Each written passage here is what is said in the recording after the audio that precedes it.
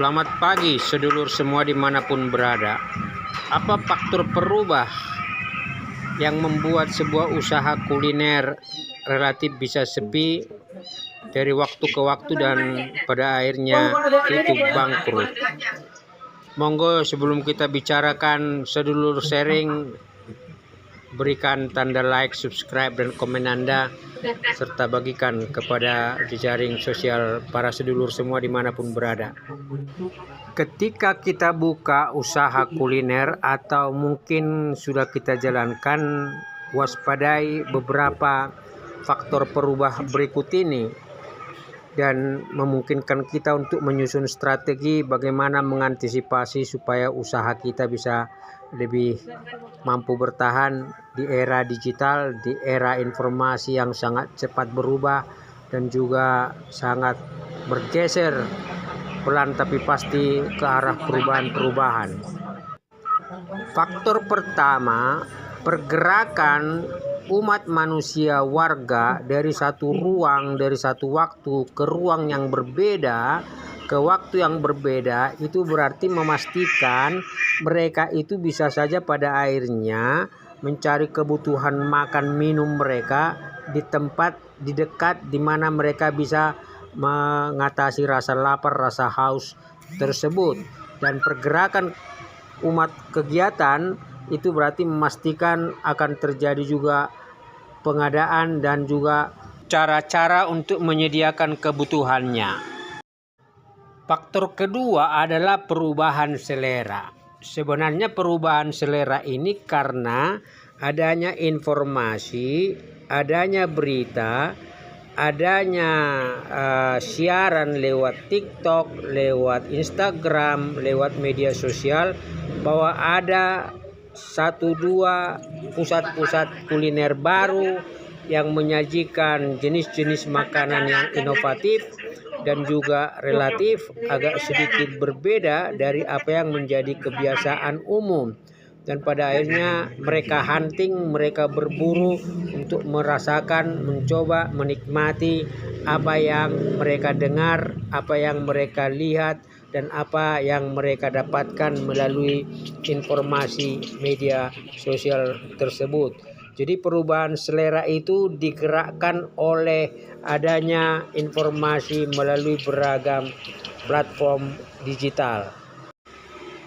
Faktor perubah satu dan faktor perubah kedua yang memang tadi di depan sudah diutarakan itu memastikan kalau kita punya usaha kuliner yang statis, yang berada pada satu lokasi, berarti harus mencari cara-cara supaya pelanggan yang selama ini berbelanja dan mengkonsumsi jenis makanan kita, mereka itu pada akhirnya bisa kembali dan tetap menjadi pelanggan yang setia dengan layanan-layanan dan jenis ragam makanan minuman yang kita sediakan.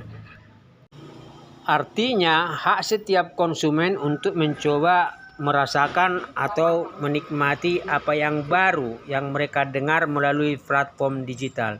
Tetapi ketika ada manfaat, ada fungsi, ada kegunaan, ada rasa yang membuat mereka akhirnya balik lagi ke tempat usaha kuliner kita, itu yang menjadi prinsip dasar bagaimana memaintain dari pelanggan-pelanggan yang selama ini berada atau menjadi konsumen dan pelanggan tetap kita.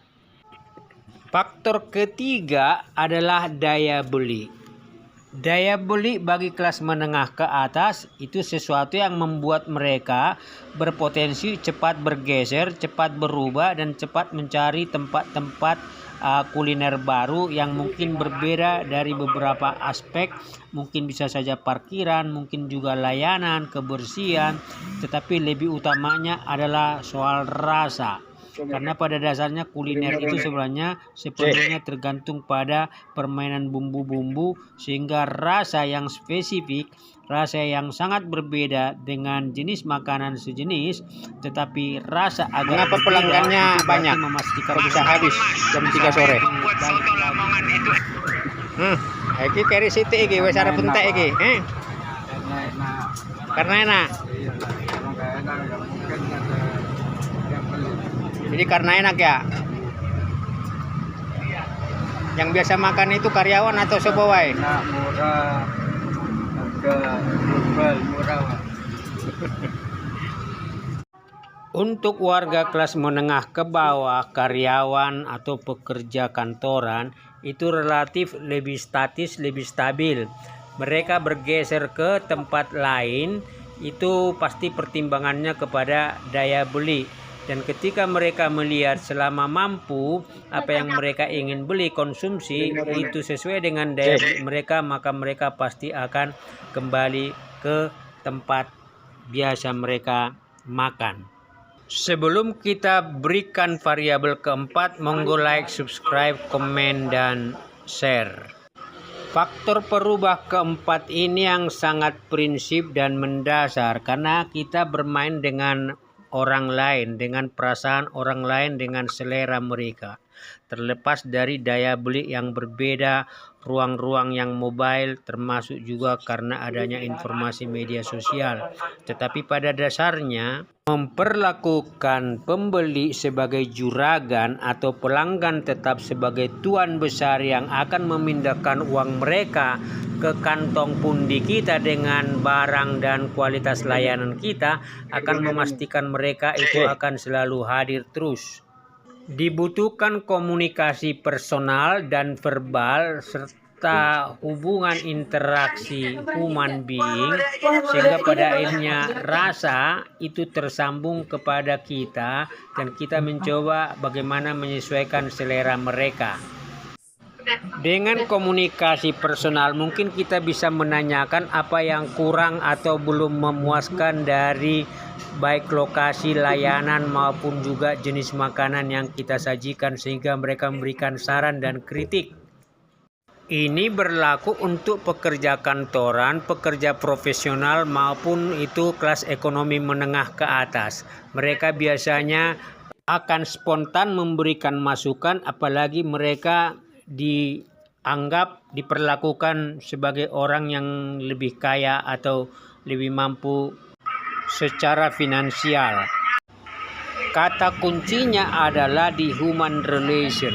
Jadi artinya jangan itu pelanggan pembeli datang tanpa ada satu komunikasi dengan kita dan pergi juga tanpa ada sapaan atau ucapan terima kasih.